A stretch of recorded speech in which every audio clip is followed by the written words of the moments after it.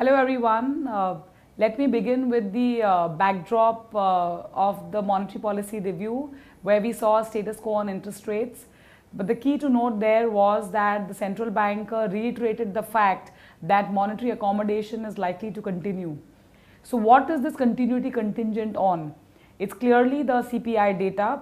And the good news is that the March CPI or the Consumer Price Index came in at 5.17, contrary to popular expectations of 5.4 to 5.5. So it's clearly evident that the disinflationary phase in India seems to be on track, and therefore reasons to believe that incremental inflation data points also likely to be on the lower side. In fact, the RBI has reduced the inflation target number for Jan 2016 from 6% to 5.8%, and the slightly more medium-term target of CPI by Jan 2018 to the 4% handle, give or take 2%, seems to be the target for now.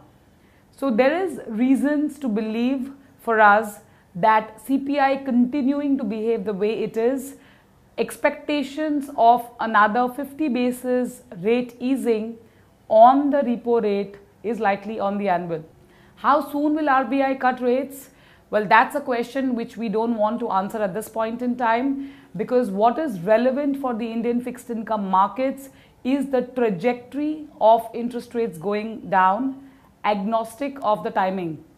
The next monetary policy review is on June 2nd, and our take is that if the next couple of data points continue to be on the way down, there is a high probability that we would see repo rates cut by 25 basis on June 2nd.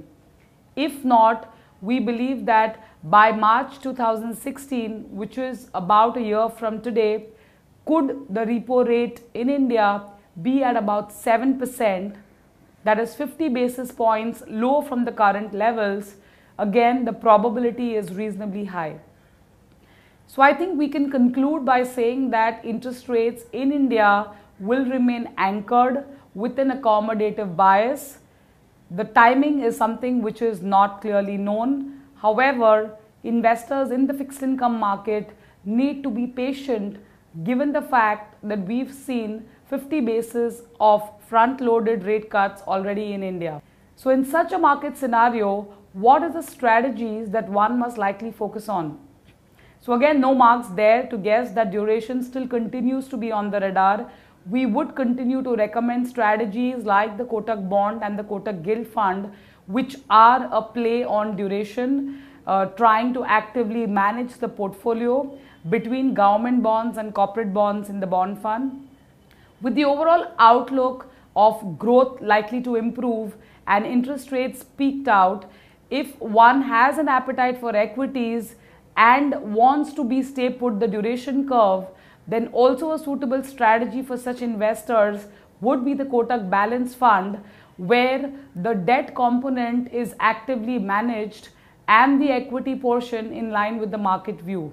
So I think broadly to summarize, we are in for interesting times. Patience is the buzzword. No shortcuts to making money in the markets.